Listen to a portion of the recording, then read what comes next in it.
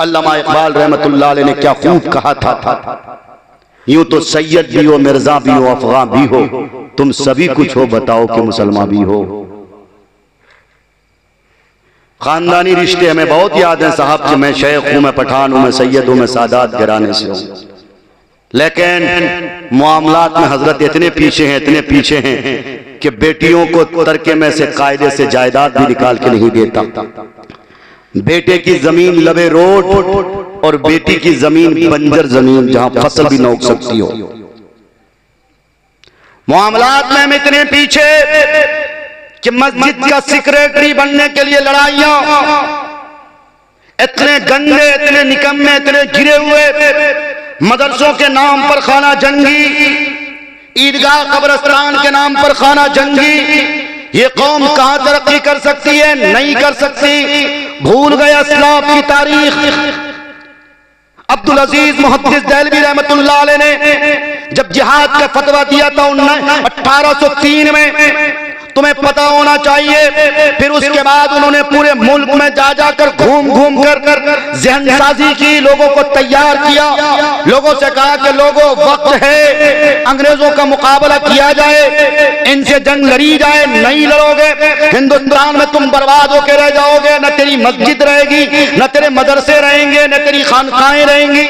लेकिन आज बताओ, हम अपने अस्लाफ की तारीख को भुलाकर तबलीगी जमात का साथी उलमा की कदर नहीं कर रहा, मुजाहिदीन आजादी की कदर नहीं कर रहा। वो समझता है कि मैं ही सबसे बड़ा हूँ। मदरसे चलाने वाले ये मोहतमीम हजरात, इनकी भी बहुत खैरियत दी जाएगी, इनके पास हवेली बन जाती है, इनके पास बड़ी बड़ी लग्जरिया गाड़ियां आ जाती हैं, इनका पेट जहन्नम की तरह उगने लगता है। खिदमत खल्क कोई नहीं कर रहा, समाज की खिदमत, लोगों की खिदमत, तालीम को किस तरह से फरोग मिले कोई नहीं कर रहा। एक्का दुक्का लोग कर रहे हैं, उसी की वजह से अल्लाह इस धरती के निजाम को चला रहा है। हमें मिसाल लेनी चाहिए, हमें दलील लेनी चाहिए गज़ा के उन मुजाहिदीन से जिनकी तादाद बिल्कुल मुख्तसर। इसलिए तो कुरान करीम में अल्लाह तबारक व तआला फरमाता, वज़कुरू इज़ अंतुम क़लील मुस्तज़अफ़ून फ़िल अर्ज़ तख़ाफ़ून अन यतख़त्तफ़कुमुन नास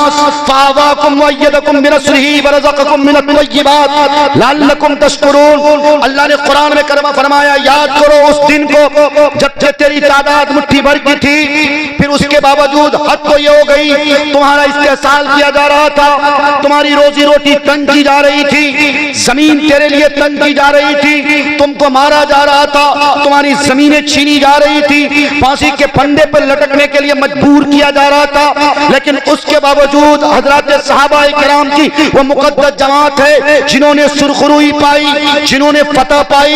यही वो जमात है जिस जमात के लिए अल्लाह तबारक व तआला इन्ना फतहना लका फतहम मुबीना की बशारत देता। यही वो जमात है जिस जमात की खुशखबरी और जिस जमात की तारीफ अल्लाह कुरान करीम में मुख्तलिफ अल्फाज से करता। कहीं कहता उलाइका हुमुल मुहतदून, कहीं कहता उलाइका हुमुर राशिदून, कहीं अल्लाह कुरान में कहता उलाइका हुमुल फाइजून, कहीं अल्लाह वस्साबिकूनल अव्वलून मिनल मुहाजिरीन वल अंसार। पूरी आयत पढ़ो, रिज़वानुल्लाहि तआला अन्हुम अजमईन रज़ियल्लाहु अन्हु का तमगा किसको मिला? हजरत सहाबाए किराम को मिला। कौन वो लोग थे जो अल्लाह से एक बार कहते थे मता नसरुल्लाह, अल्लाह की मदद करीब आती थी, और कहता अल्लाह का कलाम कहता अला इन्ना नसरुल्लाहि करीब, घबरा नहीं मेरी मदद तेरे साथ है। ये उलमाए देवबंद यही हजरत सहाबाए किराम के गुलाम थे, उनके नक्शे कदम पर चलने वाले थे। अरे तारीख पढ़ो, हुसैन अहमद मदनी रहमतुल्लाह अलैह जब माल्टा की जेल पहुंचते हैं, अपने उस्ताद मोहतरम को देखते हैं, उनकी सिस्कियां सुनते हैं, तो हुसैन अहमद मदनी रहमतुल्लाह अलैह खुद अपनी किताब में लिखते हैं, माल्टा की जेल को अपने उस्ताद की बात को लिखते हैं कि हजरत को इतनी तकलीफ दी जाती थी। उनमें दो लोग खास कर थे कि अंग्रेज ने एक ऐसा जेल बनाया था और उस जेल में ऐसा कफस बनाया था, यानी पिंजरा बनाया था, जिस पिंजरे के चारों तरफ जाली लगी हुई थी, और वो जाली ऐसी वैसी नहीं, धारदार कांटे की जाली थी। और तुम्हें पता होना चाहिए कि कमर में और पूरे बदन में एक ऐसे लोहे का जरा पहना रखा था कि वो झुक नहीं सकता। अगर वो खड़े खड़े नहीं रह सकते, दीवार में टेक लगाएंगे तो उनकी खाल निकल जाती थी। इतनी तकलीफ, इतनी अज़ियतें हमारे अकाबिरीन को दी गई, किस लिए? हम सबके इज्जत इज्जत व आबरू के लिए, इस्लाम के तशख्खुस के लिए हिंदुस्तान में मदारिस, मकातिब, खानकाहें, कब्रिस्तान और ईदगाहों के तहफ़्फ़ुज़ के लिए, लेकिन उसके बावजूद हमको फ्री फंड में जो आजादी मिल गई और हमने इस आजादी की कोई कदर नहीं की है। मेरे भाइयों, मेरे बुजुर्गों, अल किस्सा मुख्तसर यही कि जंग आज़ादी में हजरत उलमाए देवबंद का जो एक बड़ी तारीख मिली है, वो तारीख से हमें सिर्फ और सिर्फ एक ही इशारा मिलता है कि इस वतन के जुल्फों को हमने संवारा। इसलिए अल्लामा इकबाल ने कहा, जब गुलशता को खून की जरूरत पड़ी, सबसे पहले गर्दन हमारी कटी, फिर भी कहते हैं हमसे ये अहले चमन, ये चमन हमारा है तुम्हारा नहीं। अरे भाइयों, 1902 के बाद 1915 में, 14 में, 13 में जब रेशमी रुमाल के लिए बैठक होती है, फिर 1919 में जब जमीयत उलमाए हिंद का क़याम अमल में आता, तब न गैरों को दावत दी जा रही थी। रेशमी रुमाल से पहले कोई हमें बता दे ऐसी तारीख? दावे के साथ कहता हूं 1899 तक, बल्कि उस वक्त कुछ गैर मुस्लिम ऐसे थे जो चापलूसी कर रहे थे, अंग्रेजों की दलाली कर रहे थे, तलवे चाट रहे थे। और सिर्फ गैर मुस्लिम नहीं, मुसलमान भी थे। जैसे आज हमारे सफों में बहुत से मुसलमान, एक नंबर का हाजी साहब, एक नंबर का नमाजी साहब, मुफ्ती साहब, मौली साहब, बेचारा सर के बाल से लेकर पैर के नाखून तक लगता है कि इससे बड़ा अल्लाह वाला कोई है ही नहीं। मगर सचमुच अगर दिल की कैफियत जानो तो इससे बड़ा बदबूदार कोई नहीं। ये समाज को कैसे समाज बटे, दो लोगों के बीच में कैसे तफरका बढ़े, दो लोगों के बीच कैसे लड़ाइयां हों, ये सिर्फ नफरत की चिंगारी डालना जाता है। इनसे तो मोहब्बत कैसे कायम हो, समाज में कैसे एकता अखंडता कायम हो, इससे तो ये काम हो ही नहीं सकता है। ऐसे ही कुछ लोग नफरती चिंटू वाले उस जमाने में भी थे। मीर जाफर कौन है, मीर सादिक कौन है? ठीक उसी तरह से जिस तरह से हजरत हुसैन रज़ी अल्लाह ताला अन्हु को कूफा बुलाया गया। किसने बुलाया? कूफा वालों ने 18,000 खतूत भेजे, कहा आ जाएं, हम आपके हाथ पर बैत करना चाहते हैं। लेकिन अबैदुल्लाह इब्न ज़ियाद जैसा बदबख्त और कूफा के कुछ चापलूस और दलाल किस्म के लोग हजरत हुसैन को बुलाकर गद्दारी की और उन्हीं की ये नापाक औलाद एशिया में खुसूसन फैली है।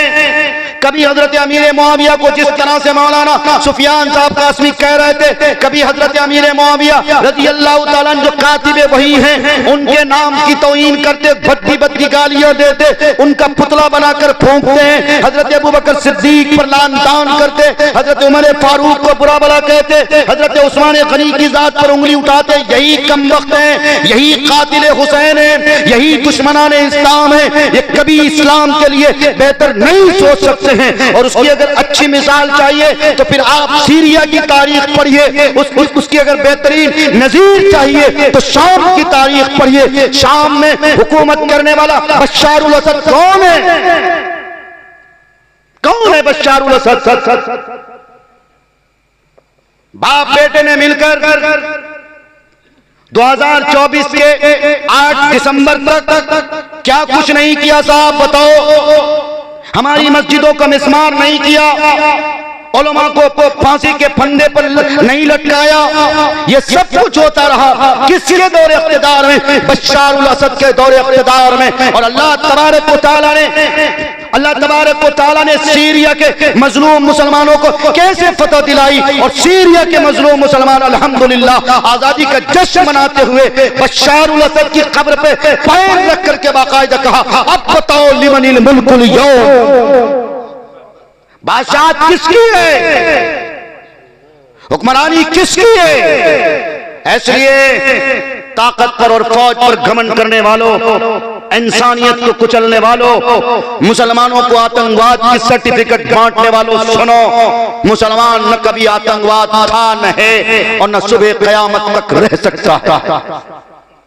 मुसलमान हमेशा अमन की तालीम देता, मोहब्बत की तालीम देता, भाईचारगी की तालीम देता। अगर कोई मुसलमानों के भेष में रहकर इस तरह की हरकत करता भी है, वो मुसलमान नहीं हो सकता है, वो मोहम्मदुर रसूलुल्लाह का गुलाम नहीं हो सकता है। मोहम्मदुर रसूलुल्लाह का गुलाम वो है जो समाज के दर्द और कर्ब को अपना दर्द समझे, जो सोसाइटी के दर्द और कर्ब को अपना दर्द समझे। मोहम्मद रसूलुल्लाह का गुलाम वो है जो शादी ब्याह में फजूल खर्ची न करे। मोहम्मद रसूलुल्लाह का सच्चा गुलाम वो है जो मदरसे की तामीर और तरक्की में हिस्सा ले।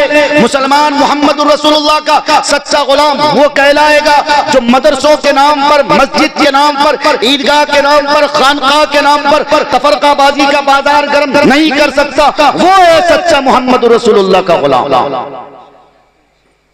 मेरे भाइयों, मेरे बुजुर्गों, मेरा वक्त बहुत तेजी के साथ गुजर रहा और मैं अपनी तकरीर को समेट भी रहा हूं, चूंकि 11 बजने वाला है।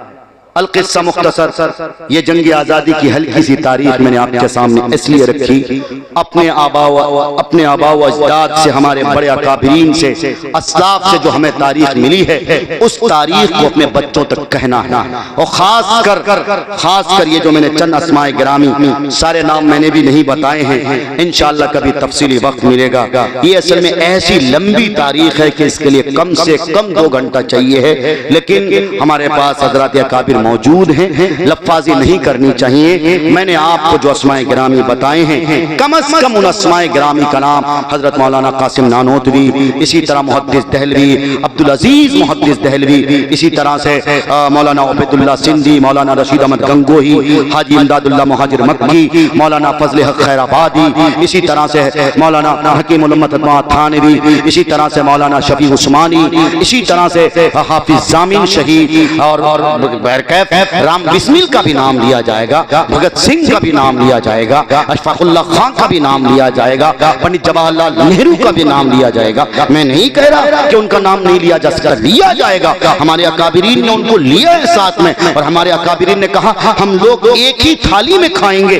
जब जाकर के अंग्रेज को बताएंगे कि याद रखो हिंदू और मुसलमान दोनों अलग अलग नहीं है, बल्कि ये दोनों लोग एक सिक्के के 2 पहलू हैं। अगर इनमें से किसी एक को काटोगे तो दूसरा खुद ब खुद कट जाएगा। दोनों ने मिलकर हिंदुस्तान के जुल्फों को संवारा है। इसलिए हम गांधी जी का भी नाम ले, बाबा साहब भीमराव अंबेडकर जिन्होंने खूबसूरत संविधान लिखा, आईन लिखा, जिसमें मुसलमानों के मजहबी मसाइल को उन्होंने अच्छी तरह से जानकारी के बाद उन्होंने लिखा और हमारे लिए आजादी दी। मजहबी मामलात में किसी तरह से दखल अंदाजी नहीं की। आज जो ये दोगली हुकूमत और ये दोगली पॉलिसी बनाने वाले, चाहे हमारे वक्त की प्रॉपर्टी पर कब्जा करने की बात करता है, इसी तरह 3 तलाक पर पाबंदी किया है, इसी तरह से और भी बहुत सारे ऐसे कानून जो आईन के खिलाफ है, जो हिंदुस्तान के संविधान के खिलाफ है, जो बाबा साहब भीमराव अंबेडकर की मिशन और उनकी तहरीक के खिलाफ है। अगर वो लोग इस तरह का कानून बनाता भी है, हम वही मुसलमान हैं, हम वही हिंदुस्तानी हैं जिस हिंदुस्तानी मुसलमानों के मुफक्किर ने कहा था सारे जहां से अच्छा हिंदुस्तान हमारा, हम बुलबुलें हैं इसकी, ये गुल से था हमारा। गुर्बत में हो अगर हम, रहता है दिल वतन में, समझो हमें वही भी दौरे, समझो हमें वही भी दिल हो जहां हमारा। हम वही लोग हैं जिसने कहा था मजहब नहीं सिखा था आपस में पैर रखना, हिंदी हैं हम, वतन है हिंदुस्तान हमारा। हम वही लोग हैं जिसने कहा था यूनान व मिस्र रोमा सब मिट गए जहां से, अब तक मगर है बाकी नामो निशान। इसलिए आप सबकी, हम सबकी जिम्मेदारी है स्कूल और कॉलेजेस में 26 जनवरी और 15 अगस्त के नाम पर लड़कियों को, बच्चियों को डांस कराने वालों, अपनी बेटियों को भेजकर तमाशा बनाने वालों, आज तुम देख लो, ग्रुप चेक कर देख लो, कितने कॉलेजेस हैं, कितने स्कूल्स हैं, कितने कोचिंग सेंटर। गैर को छोड़ो, हमारे अपने कुछ ऐसे लोग हैं जिनको शरीयत का नहीं पता, इस्लाम का नहीं पता, वो भी बच्चियों को सॉन्ग के नाम पर, कमर हिलाने पर मजबूर करते। ये लोग कौन लोग हैं? ये लोग मोहम्मद रसूलुल्लाह के सच्चे गुलाम नहीं हो सकते हैं। इन्हें क्या पता कि बेटियां इज्जत हुआ करती हैं। बेटियों को इस तरह से स्टेज पे लाकर डांस कराना और सॉन्ग के नाम पर उससे कमर हिलवाना, ये सरासर जुल्म है, ये सरासर पाप है। इसलिए अगर आपकी बच्ची, आपकी बिटिया भी किसी ऐसे स्कूल और किसी ऐसे कोचिंग सेंटर या किसी ऐसी यूनिवर्सिटी में पढ़ती है, मैं कहता हूं अपनी बेटियों को 26 जनवरी और 15 अगस्त के नाम पर मत मचाया करें, अपने घरों में उनको रखें। और मैंने देखा नौजवान लड़कियों को कि आई लव यू इंडिया अपने गाल पर स्टिकर चिपवाती हैं। ये कौन लोग हैं साहब? ऐसा नहीं कर सकते। वतन की सर्टिफिकेट हमसे कोई माई का लाल नहीं मांग सकता। अगर कोई वतन के लिए सर्टिफिकेट मांगेगा, आधार कार्ड मांगेगा, हम कहेंगे जाके देखो तुम दिल्ली का कुतुब मीनार नहीं देखते। ये कुतुब मीनार की बुलंदी इस बात की गवाही देती है कि हमने इस मुल्क के जुल्फों को संवारा है। अगर कोई सर्टिफिकेट मांगेगा, कहेंगे जाओ इंडिया के दिल्ली जाकर देखो, 3000 उलमाए किराम के नाम दर्ज किए हुए हैं, तुम नहीं मिटा सकते। अगर कोई सर्टिफिकेट मांगेगा, कहेंगे कि हिंदुस्तान की ये गंगा जमनी तहजीब, ये मिसाल और ये गहवारा, ये इस बात की अलामत है, इस बात की दलील है कि हम इस वतन के सच्चे वासी हैं। हम इस मुसल के, इस वतन के सच्चे और पक्के और वफादार इस वतन के हम लोग हैं। हम इस वतन के लिए कल भी कुर्बानी पेश किए थे, आज भी कुर्बानी पेश करने को तैयार है। और वतन अगर कहेगा, तिरंगे की हिफाजत अगर नहीं हो सकेगी, तिरंगे में से अगर किसी एक रंग को भी कोई मिटाने की कोशिश करेगा, हम ही लोग हैं और हम हिंदुस्तान के सच्चे और पक्के मुसलमान हैं। हमें अपने नबी की वो हदीस याद होनी चाहिए, जब नबी अलैहिस्सलातु वस्सलाम मक्कतुल मुकर्रमा से हिजरत करके जा रहे थे, तब आप अलैहिस्सलातु वस्सलाम ने मक्के के गली कोचों को देखकर, मक्के की दीवार को देखकर आप अलैहिस्सलाम ने फरमाया था, ऐ मक्के की गलियां और मैं मक्के की दीवारें तुम्हें छोड़ने की तबीयत नहीं चाहती है। तबीयत चाहती है कि मैं यही सुकूनत अख्तियार करूं, मैं यही का बाशिंदा हो जाऊं, लेकिन क्या करें, मजबूरी दरकार है। कुछ लोग हमको यहां से भगाना चाहते हैं, इसलिए आप अलैहिस्सलातु वस्सलाम ने मक्कतुल मुकर्रमा से हिजरत फरमाई थी। ये इस बात की दलील है कि हम मुसलमान अपने वतन की मिट्टी से मोहब्बत करते हैं। हम मुसलमानों की आबा व अजदाद की यहाँ कब्रें हैं, उनके मज़ारात हैं, तुम हमें नहीं भगा सकते, तुम हमें नहीं हटा सकते। हम कल भी हिंदुस्तान के थे, आज भी हैं और इंशाअल्लाह आने वाला कल भी रहेंगे इंशाअल्लाह।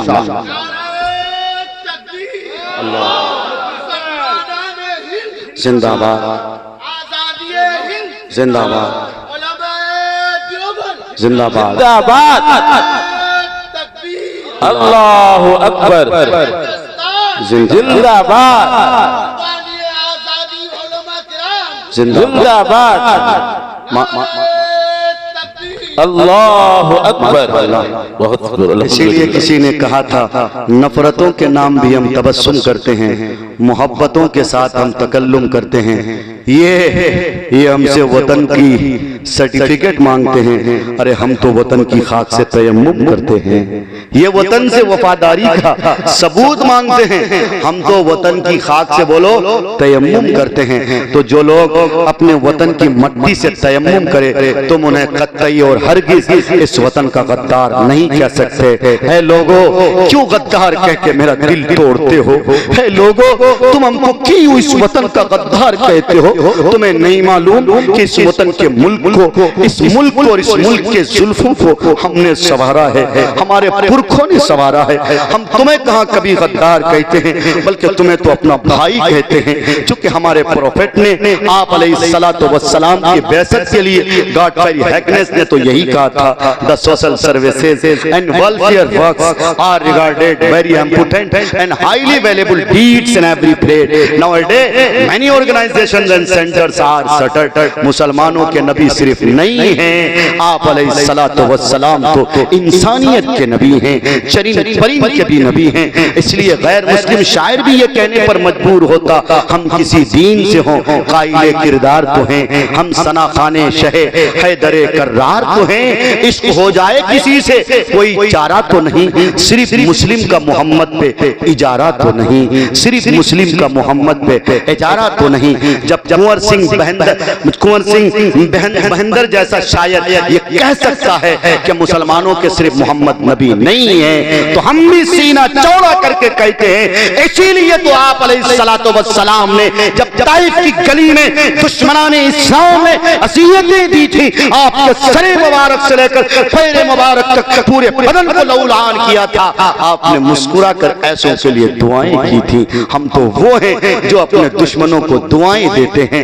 ऐ मेरे भाइयों, ऐ मेरे वतन शरीफ भाइयों, तुम्हें गलतफहमी हो रही है, तुम्हें कोई वरगला रहा है, तुम्हें कोई बहका रहा है। हम तुम्हारे कल भी भाई थे, आज भी भाई हैं और कल भी रहेंगे, इसलिए कि हमारे नबी का फरमान है कि वतन शरीफ भाई को तुम भाई कहा करो, पड़ोसी का हक अदा किया करो, जे जाए कि तेरा पड़ोसी यहूदी क्यों न हो। हम उस नबी के मानने वाले हैं। इसलिए मेरे भाइयों, मेरे बुजुर्गों, मेरी बात खत्म हो रही है। आखिरी बात आप सबसे इतनी सी गुजारिश करता हूँ, मैंने हदीस का एक टुकड़ा भी पढ़ा था और कुरान की एक आयत भी पढ़ी थी, वो आयत का तर्जमा सिर्फ करके आपसे गुजर जाऊंगा। मैंने कुरान करीम की सबसे पहली आयत पढ़ी थी, अल्लाह के रसूल सल्लल्लाहु अलैहि वसल्लम पर जो सबसे पहली आयत नाजिल हुई थी वो इक़रा बिस्मि रब्बिकल लज़ी खलक़ थी। मतलब क्या है, अल्लामा इक़बाल ने कहा था, हैरत है कि तालीम और तरक्की में है पीछे जिस कौम का आगाज इक़रा से हुआ था, वो कौम जिस कौम के प्रोफेट पर, जिस कौम के सीने मुक़द्दस पर सबसे पहली आयत इक़रा नाज़िल हुई थी, आज वो कौम तालीमी पसमानदगी का शिकार है। आज उस कौम के नौजवान रात के 2-2 बजे तक, 1-1 बजे तक, 12-12 बजे तक क्रिमिनल खेलता है। आज उस कौम के नौजवानों के हाथ में मोबाइल है और उससे गेम खेलता है, फाइबर और पता नहीं कौन कौन सा गेम वो रात भर खेलता है। नौजवान छोकरियों से वो बात करते करते अपनी आंखों की बीनाई को कमजोर कर लिया है, अपने अपने चेहरे से रौनक और रूहानियत को खत्म कर दिया है। कौम के गयूर नौजवानों, तुमसे ये वतन पुकार पुकार के कहता है, तुमसे तुम्हारी शरीयत पुकार पुकार के कहती है, तुमसे तुम्हारे अस्लाफ की रूहें पुकार पुकार के कहती हैं, आओ ना राह रास्त पे आ जाओ, आ जाओ अल्लाह की रस्सी को मजबूती से थाम लो, आओ मोहम्मद रसूलुल्लाह की सच्ची गुलामी अख्तियार करो, आओ अपने सर पर और अपने गले में मोहम्मद रसूलुल्लाह की गुलामी का पट्टा बांध लो। दुनिया चाहे जितनी कोशिशें कर ले, बातिल निजाम बनाने वाले, बातिल ताकतें, फिस्ताई ताकतें चाहे जितनी तंजीमें बना ले, चाहे जितनी कोशिशें कर ले, कुरान कहता है वतम्मत कलिमतु रब्बिका सिद्क़न व अदला ला मुबद्दिला लिकलिमाति। बातिल ताकतों और जालिमों चाबियों सुनो, अमेरिका तू भी सुन लो, और इसी तरह इजराइल तू भी सुन ले, और इसी तरह बर्तानिया और बैनुल अक़वामी कानून बनाने वाले तू भी सुनो। तेरी हुक्मरानी हमेशा के लिए नहीं, तेरा कानून हमेशा के लिए नहीं है, तेरा संविधान सबके लिए हमेशा के लिए नहीं है। इस धरती में निजाम चलता है तो अल्लाह का चलता है, दस्तूर चलता है तो अल्लाह का चलता है, हुकूमत चलती है तो अल्लाह की चलती है। कुरानी अहकाम को इस धरती में लागू किया जाना है। कौले मोहम्मद कौले खुदा, फरमान में बदला जाएगा, बदलेगा जमाना लाख मगर कुरान में बदला जाएगा। तो इंशाअल्लाह तालीमी रस्सी को मजबूती से थामेंगे इंशाअल्लाह। जैसे रात के 12-12 बजे 1-1 बजे तक मोबाइल की तिलावत करके नौजवान छोकरियों की इज्जत को उजागर करके, तालीम के नाम पर बेटियों की इज्जत नीलाम करके, हाँ यही कर रहे हैं हमारे कुछ मालदार साथी वो भी हैं जो अपनी बेटियों को एक स्कूटी दे देते हैं और एक हजरत बंदर दे देते हैं, और ये देने के बाद समझते कि मेरी छुट्टी हो गई, अब तो मेरी बेटी महान डिग्री लेके आएगी, मेरी बेटी तो ये करेगी वो करेगी। ठिंगा भी कुछ न कर पाएगी, घबराओ नहीं, मरने के बाद तेरी बेटी कभी तेरे लिए फातिहा भी न करेगी, कभी तेरी बेटी तेरे लिए दुआ भी न करेगी। तो वो बेटवा, जिस बेटवा को तुम बहुत ज्यादा अय्याशी की जिंदगी गुजारने पर मजबूर करते हो, अपने बेटे को तुम कभी मोहम्मद रसूलुल्लाह की गुलामी की तालीम नहीं देते। तेरा बच्चा छोटा सा बच्चा होता है, 3 साल का 4 साल का मासूम बच्चा होता है, LKG में नाम लिखवा तो कभी तौफीक हुई कि मदरसा अमीरुल उलूम में बच्चों को भेजकर कुरान की तालीम दे दो, कुरान नूरानी कायदा की तालीम दे दो, नहीं तौफीक होती है। बस उनको A for एप्पल पढ़ाते हो, B for बल्ला और C for कैट पढ़ाते हो। इसलिए जब तेरे बच्चे तेरी कब्र पे जाएंगे वो A for एप्पल पढ़ेंगे और पीपर बल्ला और सीपोर्ट कैट और इसी तरह से ये सब कुछ पढ़ करके तेरे कब्र पे सुनाएंगे। फरिश्ता भी हंसेंगे और कहेंगे वाह तूने क्या अच्छी औलाद दी है, इसकी तरबियत किस अच्छे ढंग पे तूने की है। घबरा मत, आज तेरी गर्दान ज़रब यज़रिबू से गिर जाएगी। फिर उसके बाद फरिश्ता वो जोरदार तमाचा जो तुझे लगाएगा 70 हाथ तू जमीन में फंस जाएगा। फिर कहेगा अल्लाह ताला की तरफ से ये आर्डर होगा, फरिश्तों से कहा जाएगा कि तूने दुनिया में नेक औलाद क्यों नहीं तैयार की। ऐ वो जिम्मेदार लोगों, ऐ वो मालदार लोगों, ऐ वो ठेकेदारों और जमींदारों, अपनी बेटियों के हाथ में स्कूटी थमाने वालों और मोबाइल देकर संतुष्टि हासिल करने वालों, बेटियों की रात में खैरियत लिया करो। कहीं ऐसा तो नहीं कि तेरी बेटी इस मोबाइल के जरिए से किसी से संपर्क में तो नहीं है। इसलिए मेरे भाइयों मेरे बुजुर्गों हाथ जोड़ के कहता हूँ, ऐसी तालीम जो मगरिबी तहजीब और सकाफत को हवा दे, ऐसी तालीम जो बेहूदगी और आवारगी को फरोग दे, ऐसी तालीम से अपनी बच्चियों को जाहिल रखना बेहतर है। ये मारूफ राही का जुमला नहीं, अल्लामा इकबाल ने कहा था अल्लाह से करे दूर तो तालीम भी फितना, इमलाक भी जागीर भी औलाद भी फितना, नाहक के लिए उठे जो शमशीर भी फितना, शमशीर ही क्या नारे तकबीर भी फितना। और बात आ गई नारे तकबीर तो एक बात और माजरत के साथ कह देता हूँ, आप लोग सुनने के मूड में ना इंशाअल्लाह, हजरत मौलाना को सुन के जाएंगे ना इंशाअल्लाह। दुआ से पहले कोई एक बच्चा भी नहीं उठेगा ना इंशाअल्लाह। अगर इसकी जरूरत हो तो क्या करोगे? हाँ हाँ नहीं, ये तो ऐसी जरूरत है कि आपको जाना ही पड़ेगा, लेकिन उसके बाद आ जाएंगे, है ना। मौलवी के चक्कर में पता चला कि यहीं एक साहब तकरीर कर रहे थे और बेचारा एक 20 से 12 बार ऐसे उठ रहा था, ऐसे उठ रहा था। मौलवी साहब बैठ जाए, बेचारा मोहब्बत में बैठ रहा था। बैठते बैठते जब उनकी तकरीर लंबी होती गई वो बैठाते रहे। फिर जब उनकी तकरीर खत्म हो गई कि बेटा अब चले जाओ, क्या हज़रत काहे जाएंगे, जो करने के लिए जा रहे थे वो यही हो गया। इसलिए आप बहर के वैसे मासूम लोग नहीं बनेंगे। जरूरत अगर शदीद हो तो बिल्कुल आप जा सकते हैं, वो हाजत कोई नहीं रोक सकता।